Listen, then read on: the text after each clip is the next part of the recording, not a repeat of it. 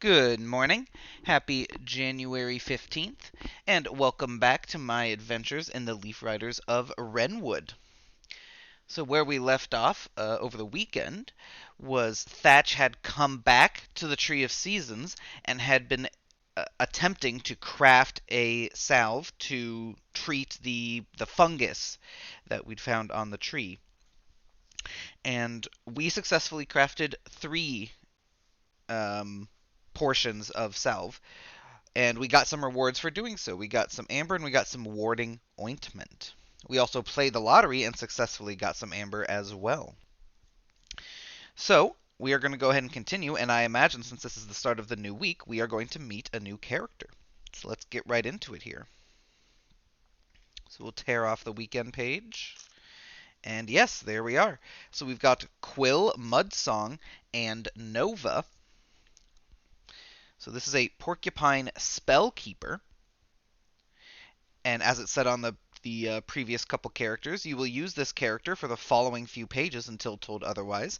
The back of this page contains a character sheet. You may also use the Hero Book app or print off a character sheet from www.sundialgames.com. Okay, and yes, clearly a porcupine here, and it looks like we've got a beetle.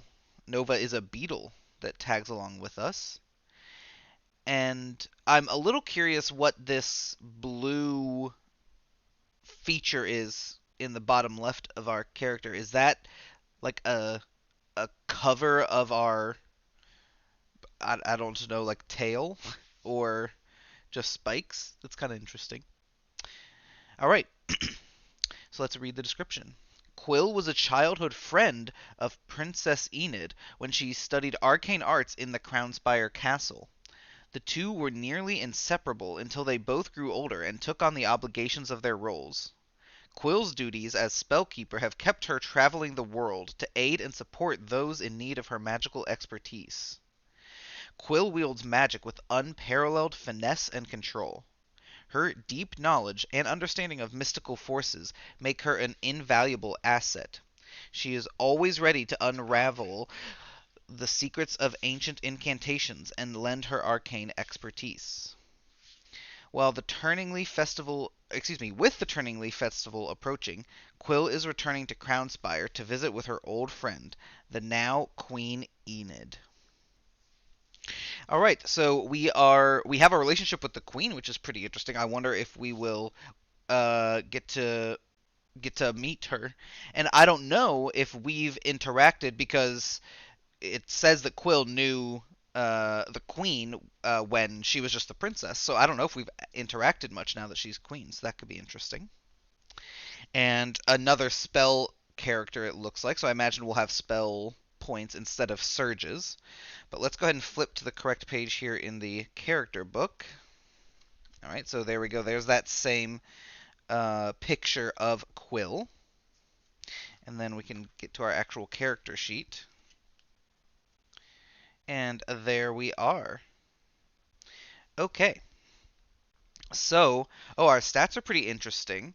So we have -1 strength, dex, constitution, and charisma. But we have +2 intelligence and +2 wisdom. Okay. So just as a kind of like an interesting point, we can kind of compare that to what we had with our different characters. So like Thatch, for example, was 2 plus zeros, 2 plus twos, and 2 minus twos. So this is, this was a bit more extremes here. This is more centralized, but still some extremes. Um, we have 11 health, which is more than we've had before, +2 attack, +1 defense, and then a d10 damage. Okay, so decent, but not great. And then we have, and our D10 is an arcane bolt. We start with 3 amber, and then our abilities. So we are arcane adept. We add +2 to all rolls to handle and deal with magic. Okay, that's pretty cool. Then we have Eldritch Insight. Once per page, we can re-roll any d20 plus wisdom roll and take the new result. Then we have spells. You have 2 spell points you can use to cast spells. Regain all used spell points on a rest. And we have Chaos Surge. So it's funny, we have a Surge and a spell, even though this is actually just a spell that is called Surge. But uh, Chaos Surge is use 1 spell point, add your Wisdom modifier to all damage rolls on the page. That's pretty cool.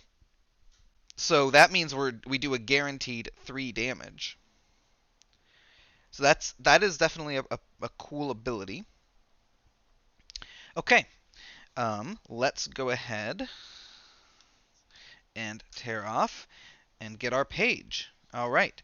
So we have Monday, January 15th, 2024, which is Moon's Day of Deep Winter, and it is Martin Luther King Jr. Day. And here we are, and it looks like we are currently in the process of helping some animals that need some assistance. Or maybe we're entertaining them. It kind of looks like we're making like a beautiful smoke light demonstration, kind of. Okay, but let's see. So, before you leave Woodland Springs to head to Crownspire, several of the town's children stop you and ask you to perform for them. We've heard you're the best wizard in all of Wrenwood. Quill, can your beetle really fly? Show us, show us. I heard you can make things disappear. Can you make my homework vanish? All right.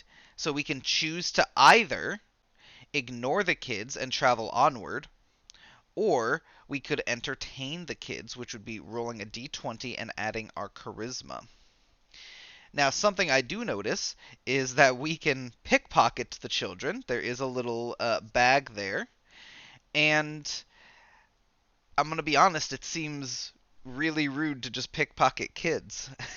Like, I don't know why it feels worse to pickpocket kids when they're probably not actually going to use the money for something, you know, productive, but it just feels worse. So I am not going to pickpocket them, but I recognize that I could have. Maybe I could try to, for myself say that like their parents are there and I'm pickpocketing them, but I'm not going to do that because it's only the kids that are depicted here. All right, so I am not going to ignore the kids though. I will go ahead and entertain them. So that was rolling a d20 and adding our charisma. And then because this is with magic, we'll use our Arcane Adept feature here to go ahead and add +2. And it's plus charisma, so that's -1, I believe it was, yes. So we are +1 to this. Okay, we rolled our first natural 1. So that is a guaranteed failure. You don't even consider modifiers. All right. So the kids don't seem impressed with your magic tricks. You are paying too much attention to Nova, your pet beetle. Luckily, they aren't teasing or being mean. Well, that's great.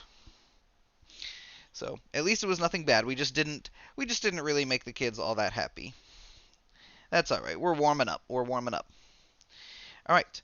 And then 2, we can shop for supplies. Okay. So, as you leave town, you stop by a supply stall to get some meal rations for your travels. The journey to Crownspire could take 3 to 5 days from here, depending on what you encounter on your route. This means you need between 3 and 5 meal rations. Okay, so this is the first time we've dealt with meal rations. So right now we can buy meal rations for 1 amber, and it describes them as consumed on use, needed if you can't find food or water when traveling. So I imagine there will be an opportunity to find food and water while traveling, but we may not succeed. So I think the safest thing to do is to just purchase 3 of them, and we do start with 3 amber. That said, I'm going to go over the rules for meals because we haven't had to deal with them yet. So let's flip over here. So meal rations, sometimes referred to as rations, are used to stave off starvation while traveling. If you ever need to consume 1 or more meal rations and do not have enough, reduce your health by 1 for each ration you don't have. So we could try and be greedy and, for example, only purchase 2, but that doesn't seem worth it. It's only saving 1 amber. And so I think we should just go ahead and spend all 3 of our amber. going down to 0. But we will then mark 3 meal rations. All right. And as with Tack and Thatch, we are also headed to Crownspire. So I do wonder if once we've played through all 6 characters, if they're all going to meet up. I imagine they will. Maybe we'll interact with some of them before then. That would be kind of cool. So, all right. Well, that is our new character, and we will see how this goes with our spellcasting through the week. So until then, until tomorrow, thank you so much for watching, and have a great day.